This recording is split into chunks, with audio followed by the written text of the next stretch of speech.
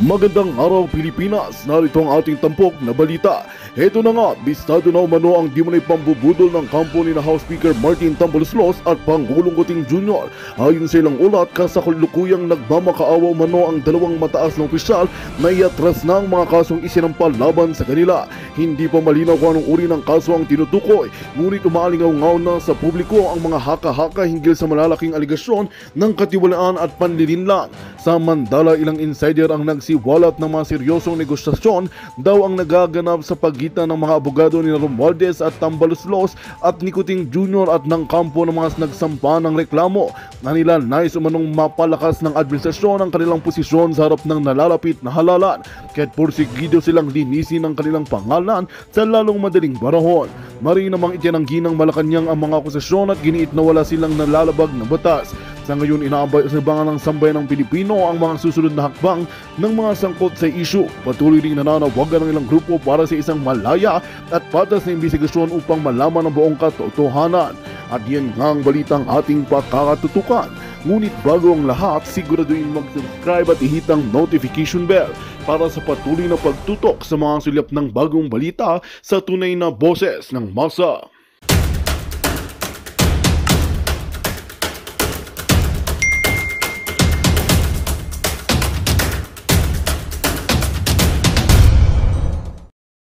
Wala, kahit hindi kandidato yang si Pastor Kibuloy, all-out support pa rin ho yan sa pangangampanya sa mga kandidato nitong si Tatay Digong. Palakpakan ho natin si Pastor Kibuloy. Dito na ho tayo sa 20, ito yung bigas na pinagmamalaki na 20 pesos. Ito ho, baga nito ho ba ang itsura? Nako. Ba't mag sound effect? Ngayon ho ba, kung ganito yung 20 pesos na bigas, ano na lang, konting dignidad naman ho. Bigyan nyo naman ho na kahit katiting. Ito yung lumalabas sa social media. Ha? Hindi ko kiniklaim na yaan yung 20 pesos na bigas. Bulok ho yan eh. Patuka sa manok ho yan. Hindi man nga binlad yan eh. Yung binlad, merong konting ipa-ipa tapos yung mga durug-durug. Pero puti pa rin ho yun. Yan, luma ho ang tawag dyan. Kumbaga matagal nung na-stock yan, nagkaamag-amag na. Kung ganyan rin lang naman yung mga buffer stock na luma dyan sa NFA na ipamimigay nila, anak ng toko ah. At kung naman maganda ang bigas na ibibenta na 20 pesos, for sure, 100%, yung mga nagtitinda sa merkado, gagawa sila ng paraan para mabili nilang mura yon at madala nila sa palengke at ibenta nila ng 32 pesos. 100%. Maniwala ko kayo sa akin. Kung kahit konti lang yung balbas at bigote natin, yan ang sigurado natin. Mga negosyante, pag nakakita ng pagkakataon para kumita, gagawa ho sila. Yan ang sigurado natin. Magandang kalidad ng bigas, binenta ng 20 pesos. Pagdating sa merkado, magiging 38, magiging 35. Naku, malaki donation ko dyan kay malaki campaign donation ko dyan kay Mayor. Mayor, padalan mo ako dito ng mga 1,000 sako dito sa sa bodega ko, ha? Kung nang bahala dyan. Sold na naman, di ba? Tiba-tiba na naman yung mga kapitalista sa... Iyon ang realidad. Kailangan ho ninyong tanggapin na yun ang katotohanan. Kasi yan, artificial lang ho yan. Kumbaga, binili ho nila ng mura, ibibenta ho nila ng palugi. Yun ho yun. Okay? Punta na ho tayo dito kay Congressman Rodante Marcoleta. Kontante, alagwa na ho siya. Tuloy natin mga kababayan. Ito na itong sila Sir Jen at itong si Sir Nelson. Panoorin ho natin ang kanilang mga punto de vista. Huwag magkaroon ng crab mentality. Suportahan ang Pangulo. Diba? Yun ang sinasabi ni Yusek Reyes Castro. Parang bigla ka na. Parang sarap ng bilinantakan nitong si Sir Nelson. Anak ng toka talaga yung niya, ramdam ko dito eh. Sarap. Gaya. Nakakain naman ng Baka nakakain ng 20 pesos. 20 pesos na bigas eh. Nandun na nga tayo. Tama naman eh, di ba? Na maging affordable ang bigas. Kaya lang, hindi po ito yung inaasahan natin eh, na ito ho kasi sa pilitang pagpapababa to ng presyo eh. Tama. Artificial eh, ha? At saka hindi ba po pwedeng pumasok ito sa, kasi election campaign ngayon dyan eh. Hindi kaya papasok ito sa vote buying? Well, dapat siguro pag-aralan. Pwedeng itanong yan. Kasi yung 20 pesos na bigas, maganda yung hindi punto naman na yun yun, ang halaga ng bigas. Oho. Binabayaran ng gobyerno yung kulang di ba? So parang ayuda ang dating nito. Parang ayuda ito. Oho. Inihingi nyo ba yan ng exemption sa COMELEC? Well, pwedeng question. Tama ka, pwedeng questionin yan. Pwede. At tapos dinadala nyo pa doon sa mga mayor, di ba? Oho. Sa mga LGU. At sa mga LGU magbibigay sa kanilang tulong. Sino di ba? Oho. Tama. Tama.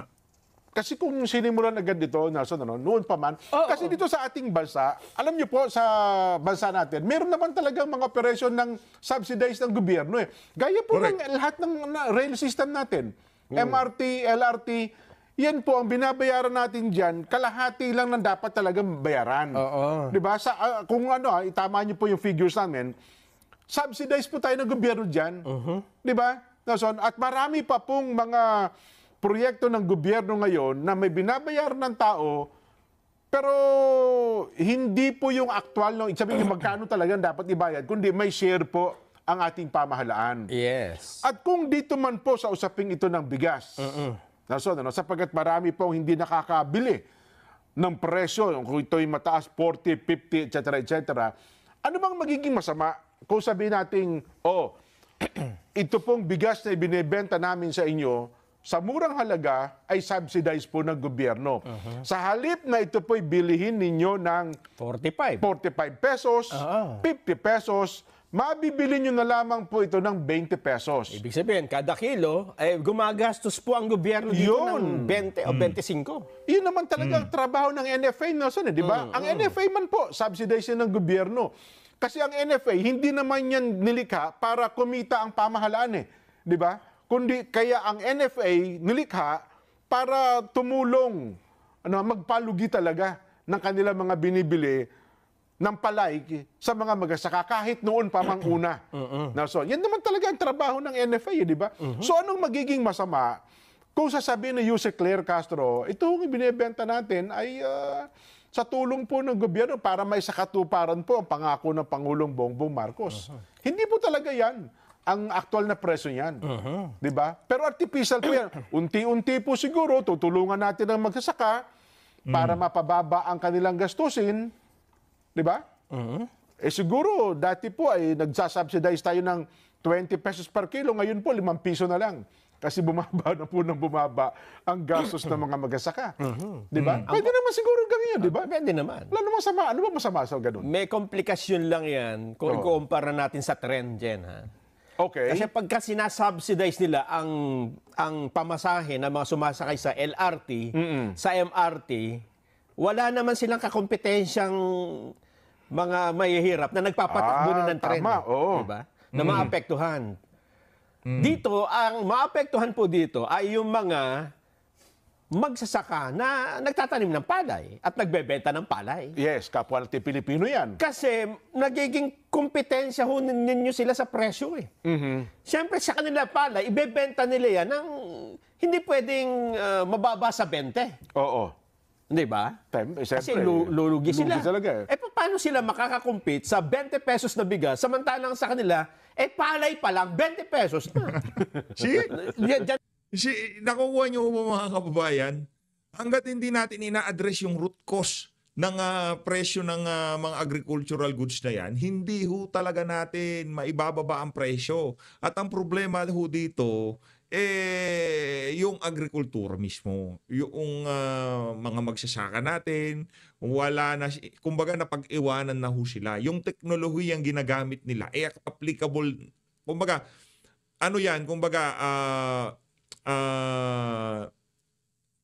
kumikita yung ganyan teknolohiya nung panahong 90s, 80s, doong mga panahon na yon. Yan yung latest technology. Magaling tayo sa pagsasaka, di ba? Vietnam, Thailand, nagpupunta sila dito para mag-aral ng agrikultura. Noong panahon na yon. Pero sila, nag-innovate sila. Pagdating sa patubig, sa kung paano yung mga bagong teknolohiya, ina-adapt po nila. Tayo nananatili tayo doon sa makalumang estilo ng pagtatanim. Kaya napag-iwanan ho yung ating mga magsasaka. Kaya yung kanilang ani hindi na ho nakakasabay base doon sa output ng ibang mga kakumpetensya nila sa ibayong dagat. Yung output ng Indonesia, Thailand, Vietnam, napakataas. Kunyari, 10 yung output ho nila at yung output na yun ho talaga yung pinaka productive na pagtatanim, yung talaga yung kikita, doon pa lang talaga kumikita yung mga magsasaka. Ang output ho natin dito baka 4 pa lang o 3 pa lang. Yung tipong mababawi lang nung magsasaka yung kanyang mga expenses doon sa kanyang pagsasaka, yung tubig, pataba, manpower, yung mga makinarya, lahat ho yan. Yung panahon pa. Halimbawa, di sa kanya lupa, inarkila lang. Kasama din ho yun sa bayad. Anong kikitain nila? Tapos gusto nilang i-encourage yung mga susunod na henerasyon para magsaka. Malabo hong mangyari yan. Kung mismo ang ating gobyerno hindi nila tinututukan ng agrikultura, kalokohan ho yung 20 pesos na ako nagsasabi sa inyo. Kung ako dito kay Marcos Jr., inasikaso niya, alam niyo, peace and order. Mas mararamdaman yon ng ating mga kababayan at mas papalakpakan pa ho natin siya. Kasi yun, kontrolado niya yon sa kanya PNP, DILG, DOJ, NBI, nasa kanya ho lahat ng ahensya na yan. Pwede yan, okay na tayo doon, goods tayo doon. Alam nila pagka ginawa nila yun, magiging bloody. Pag naging bloody, siya ayaw sa gusto ho nila pagka kinalaban mo droga, magiging bloody yan. Ayaw ho nilang pakialaman kahit na napakalala na ngayon kasi ayaw ho nilang ipakita na yung ginawa ni Tatay Digong, ginagawa rin nila. Kukwestiyonan sila ng ating mga kababayan. Yung huling gumawa niya, nasa The Hague, Netherlands. Akala ko bang mali yan, ginagawa niya yan. Kaya hindi ho nila mapakialaman yung mga bangag na yan. Siguro sa mga susunod na paksa natin, yun naman ho ang ating tatalakayin. Tuloy. Yan ang magiging problema. Siguro kaya hindi nila ito maagang maipatupad dahil nga komplikado ho kasi ang presyo ng bigas. Hindi yan po pwede na kagaya ng ibang produkto na pagka ibinaba mo, lahat matutuwa. Ay, totoo. Kasi kapag ang presyo ho ng bigas napakababa, ang una hong naghihirap dyan, magsasaka. Totoo. Correct. Nagsasaka Di parang na ganito naiintindihan yan. yun, sir? May, halimbawa tayo dyan, nagtitinda tayo ng taho. Taho. Yan. Paborito ko yan. 20 pesos. Ang isang, sarap, ano yan? Isang Naglalako tayo, isang baso. taho. Ikot ka ng ikot, taho. Tapos may dumating doon na si Mayor. Nagbenta rin ng taho. Sabi niya, subsidize tong taho ko. 10 piso na lang. Sa halip na 20 babayaran mo, 10 na lang. Tapos nauna silang rumatsyada dun sa pinagdalakuan mo. Di bumili na lahat, 10 lang Pagdating mo doon, ikaw naman, taho, magkano yan? 20? Ba't kami bibili niya? May 10 piso. Ayun na nga. Ganon ang magiging epekto niya dun sa ilang mga magsasaka din. Ayun. Kasi kinumpetensya mo Sa halip na ang gawin mo, kung ang usapan natin sa magtataho, sa halip na ikaw ang magbenta ng murang taho, dapat tinulungan mo si magtataho na, sige, isa-subsidize ko yung yung ginagamit mong soybean. Ha? Ayan, O kaya, nahihirapan ka magbuhat, pahihiramin kita ng tricycle, ikarga mo na lang dito. Ako na bahala sa gasolina. Ayan. Parang ganun dapat. Tinulungan mo sa kanyang kabuhayan. Tinulungan mo yung magtataho na ibenta ng murang taho sa gusto mong presyo na mababa, hindi naman naghirap yung magtataho kasi may negosyo pa rin siya, meron pa rin siyang trabaho. Totoo. Pero dito, galing. kung ang magsasaka ay... Ganda nung analogy nitong si Sir Nelson, yun ang the best. Yun ang the best doon. Umaga, nabili mo na, kumita na sila, hindi mo sila kinumpetensya. Dito kasi kinukumpetensya mo At huwag naman sabihin ng administrasyon na galing sa galing sa mga magsasaka yan. Imposible. Kayo ba naman, magbebenta na nga ng 20 pesos, kukuha pa kayo doon sa mahal? Natural doon sa mga imported na yung mga kumukumpetensya sa presyuhan ng ating mga magsasaka sa Pilipinas. Yun mga kababayan. Iniwan mo, pinababa mo ang presyo ng bigas, pero hindi mo naman siya isinali sa programang subsidy, may iwan yan. Hindi, ang gawin nila, magkano ilang lahat na magsasaka, hindi gobyerno na bumili. Dapat nga doon, gano'n. magkano ang, alam naman nila, prevailing price ngayon. Dapat gano'n. Magkano kilo ng palay ngayon? 18 ang puhunan po namin. Bili namin 20, meron kang 2 pisong tubo. Kaya gawin na natin para maganda-ganda, 25 kung kaya ng gobyerno. Di ba? Ay di, at least ang binili natin, Nason, ay yung ani na magsasaka natin. Yun. Di ba? Eh sige, dito hindi nila masabi saan galing yung bigas eh. Ayun lang. Diba? Saan nila Oo. binili? Well, ako- Magkano pagkakabili? Well, ako doon sa punto ng subsidize. Sa subsidize natin ng government. Ay, ano, magsasaka na Dapat. magsasakang Pilipino. Magsasaka. Kagaya ng Oo. ginagawa ng Vietnam, ng Thailand, Oho. umunlad sila dahil hindi yung bigas ang sinubsidize nila, Oho. kundi yung farmer. Yung magsasaka Yun ang tinulungan nila. Yes. Yun ang Yun ang the sustainable. best. Yun ang tatagal. Ito kasi, Jen, Correct. parang band-aid lang ito. Tama. Parang gusto mo lang ipakita, oy, tinupad ko yung pangako ko. Pero hanggang kailan yan? Tama, Yun. kasi may Ang hirap, no? Bangag, makinig ka. Ang hirap, di ba? Ang hirap, no, sa pagpupumilit mo na maibigay yung campaign promise mo, eh yan ang napala mo. Hindi kasi ganoon. Hindi ganoon gumagana yun. Masyado nyo na kasi binubudo lang ating mga kababayan. Hindi ganoon gumagana yun. Yung pagpapababa ng presyo ng bigas. Tama si Sir Nelson at Sir Jan dyan sa ano na yan. Dyan sa punto de vista magawa. nila Yung na yan. sabi ko, nung naging guest natin dito, Nelson, di ba? Si Kuya Yuan. Si Kuya Yuan, ang tinulungan nila magsasaka. Di ba? Halimbawa, ikaw nagsasaka ka. Magkano? Lahat ng input mo, pati land preparation mo. Ganun dapat. Di ba? Ganun Tapos dapat. magkano ang puhunan natin? So makukumpute mo naman yan eh. So pagka inanin natin ito, magkano kilo ng bigas? Boss, bilhin natin para wala ka namang gastos, ginamit lang namin yung sakahan mo, babayaran natin ito. Sabihin, yung magsasaka, kumita pa rin. Yes. Di ba? Sa lahat ng intervention, mula simula hanggang sa anihin, tumulong yung grupo na Kuya Yuan. Kaya ngayon, sa Daan Bantayan, Cebu kahapon, nagbenta sila ng 20 pesos. Ito, sabi ko nga sa'yo, private sector, na nagbenta sila talaga. 20 pesos. At yung magsasaka na kanilang tinulungan, masaya. Ganun dapat. Na-implement kayo. Sabi ko, pwede palang gawin. Pwede. Nagagawa pala nila.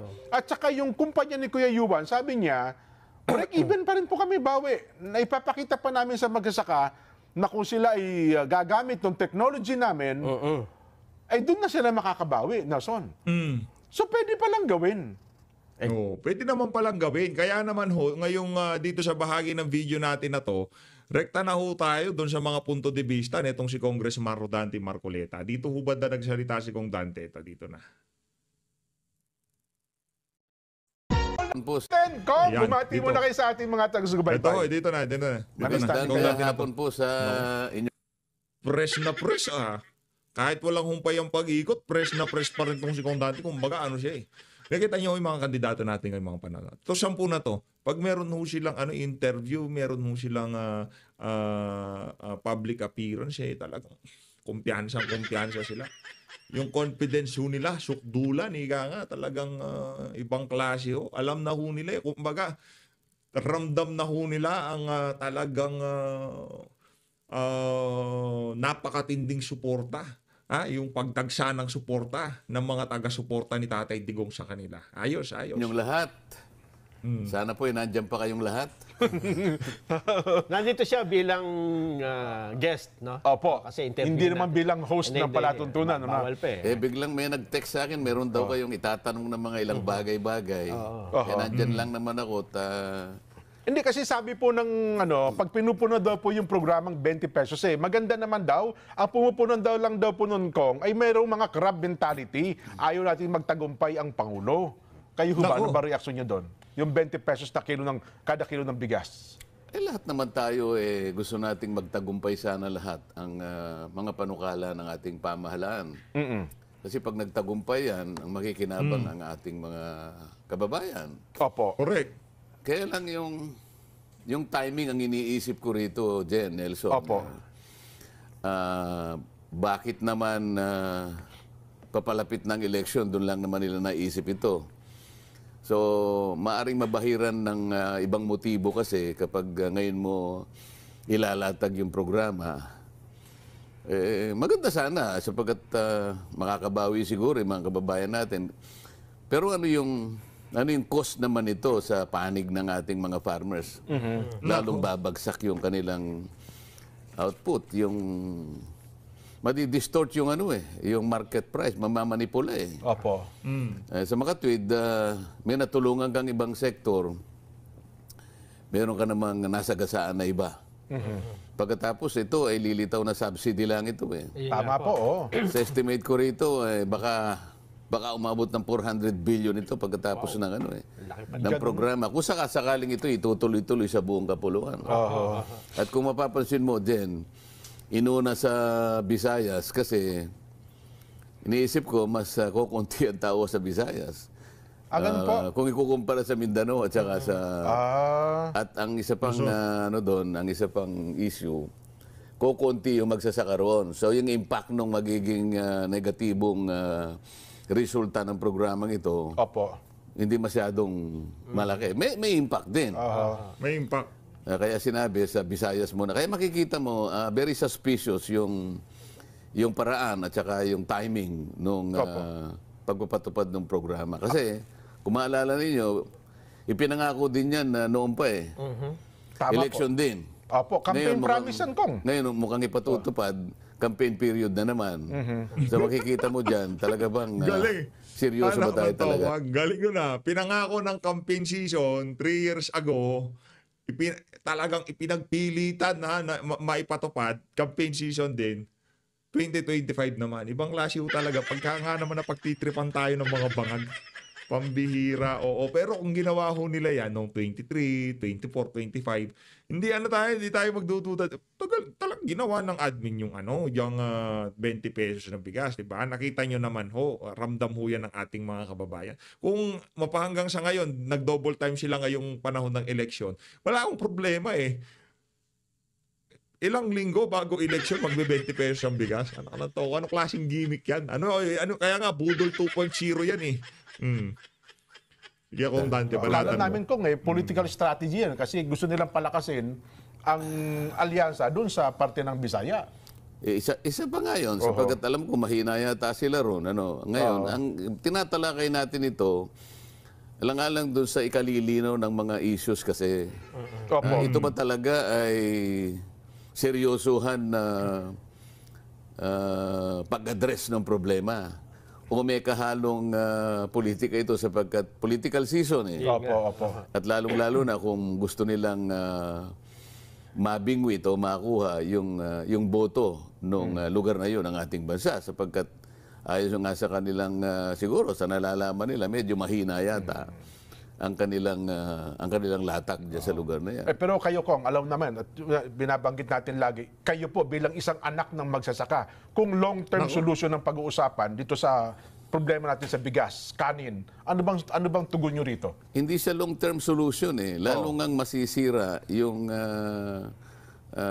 kartada ng mga farmers dyan. Paano lang ibebenta yung kanilang output dyan? Ngayon nga lang bumabanat na yung mga traders dahil sapagkat na makikita nila maaaring bumaba yung presyo. Meron ko nababalitan 12 pesos per kilo talagang wala nang kikitain. Sa 22 pesos wala nang kikitain Ngayon dahil sa masisira ang palay, wala namang storage yan. Napipilitan tuloy ang magsasaka na ibenta kahit na palugi. Ngayon itong programang ito imbes na makatutulong lalong malalagay sa alanganin yung ating mga farmer. Yung long-term effect nito, mabigat. Baka lalong wala nang magsaka rito pagka ganyan ng pinatutunguhan ng mga programa. Pero kung kayo po tatanungin, anong long-term solution na nakikita nyo kung ang pag-uusapan ay kakulangan ng yung pagtulong sa magsasaka at saka yung presyo ng bigas? Ang linaw naman ng long-term solution dito, Jen, Nelson. Yung ating pinagtatamnan ng palay, hindi naman dumadami, nababawasan pa nga yan Dapat sana ay wag na nilang i-reclassify o kaya i-reconvert yung conversion ng mga pinagtatamnan kasi nababawasan lalo Ang palakasin mo rito yung productivity per hectare. Kasi ang production cost natin ay napakataas. Kung alam naman ninyo para lang kumita yung farmer, yung output niya talaga ay gumanda, kailangan maglagay siya ng pataba talaga. Hindi ko kulangin sa 8 bags ng pataba yan Napakamahal ng pataba ngayon. Correct. Kaya doon ka lang makakabawi kung sakasakali na ibaba mo, kaya nagkaroon ng subsidy sa pataba. Katulad ng ginagawa namin dyan, nag-umpisa kami sa Visayas. Meron akong isang kinasangkapan na isang grupo, i-unlad ang pinag-uusapan dito dyan. Kasi ang ginamit naming formula, yung pataba, imbes na yung urea, yung organic na liquid, Opo. napalitaw talaga na nakakapagdagdag sa output ng yung productivity Kaya. per hectare. Opo. Ngayon, bumaba ng 60% yung cost ng production dahil iba yung ginamit na pataba. Ngayon, dahil Grabe. sa bumaba yung production, Matindi ho yun ha. Pagka natapyasan na 60% ang production cost, ang laking bagay ho nun. Ha? Ano ho talaga yun? Kumbaga, yun talaga ang kailangan ng mga magsasaka. Kung paano matatapyas yung gastusin sa sa pagtatanim nila ng palay. Yun ho talaga ang long-term solution. Pag napababa ang production cost, domino effect yan. Bababa ang presyo sa merkado. Pero pagka ginawa ni Marcos Jr., panahon ng kampanya, binababa niya sa 20 pesos. Nako, yung pinapangarap natin na meron pang magtanim, yung mga anak ng mga magsasaka, sasabihin nila, Tay, gusto ko magsaka. Laki pala ng kita dyan sa pagsasaka. Wala na ho. Kasi alam ho nila pagka, naku, malapit na naman ang kampanya niyan. Yari na naman tayo dito kay Bangag. yun ho ang yun na yun ho ang mangyayari kasi hindi naman ho nila kayang patakbuhin yan sa loob ng 5 buwan. Naku, mahihirapan ho ang pamahalaan yan. Mas masahol pa ho yan sa ayuda. Kasi dyan, mas mabilis mangurakot dyan. Yun ang sigurado natin. Kung mahirap ang pangungurakot sa ayuda, kung mas madali ang pangungurakot dyan sa mga ayuda na yan, mas madali ang pangungurakot dyan sa 20 pesos na bigas na yan. Paniwalaan nyo ho ako. Sigurado ho yan. Yung mga congressman na yan, sigurado magkakaano yan. Tawag dito? Magkakaroon sila ng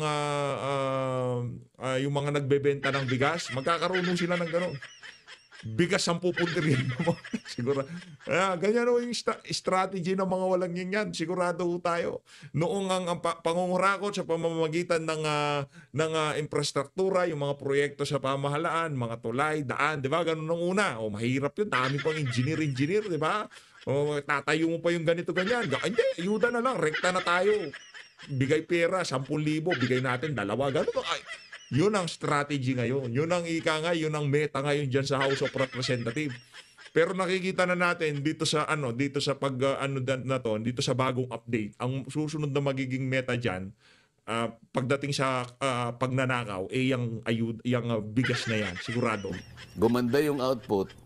Nagkaroon ngayon kami ng parang kasunduan sa mga farmers na natulungan namin. Yung 20% ng kanilang output, ito yung ibebenta yung magiging bigas nito sa 20 pesos. Tama. Para lang pantulong ba?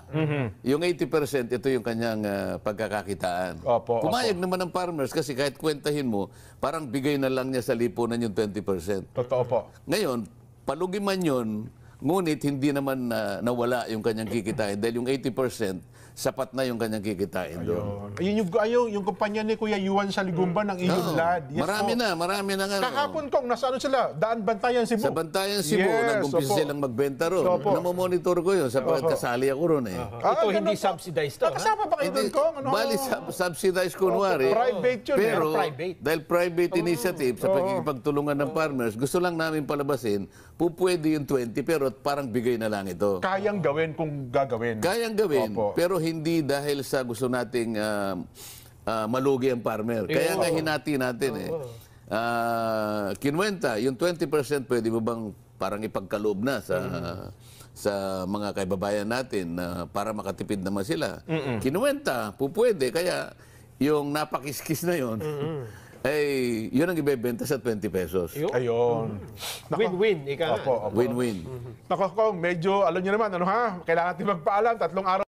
Dito sa pagmamakaawa nitong si Martin Tambaluslos Romualdez.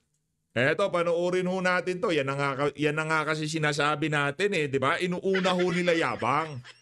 Ngayon, nagsiga-sigaan ka, nag-angas-angasan ka dyan sa House of Representatives. Ngayong panahon na ng eleksyon, natanggal angas mo. Di ba? Nung una hong yabang ng mama na yan, yung tipong lahat na lang kaya niyan gawin eh. Imbestigahan yan.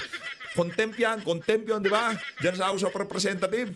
O ganun nung nangyayari nung mga nakalipas na buwan, talagang ang angas ng mama na yan eh. Pero ngayong mga panahon na to, tignan niyo ho yung facial expression niya. At yung facial expression nitong si Congressman Rodante Marcoleta, itong si Kong Dante kalmadong-kalmado. Alam na niya na sigurado na ho yan eh. Ika nga, pasok na ho yan sa Magic 12, pero hindi pa rin pwedeng magpakakumpiyansa. Hanggat hindi nakakapasok ang 9 kasama niya, hindi ho tayo mapapagod sa pangangampanya para sa mga susunod na panahon, kahit papaano, maiwasto natin yung nangyaring kamalian noong 2022 presidential election. Panoorin ho natin ito mga kababayan. Dapat talaga diretso tayo dito sa alyansa.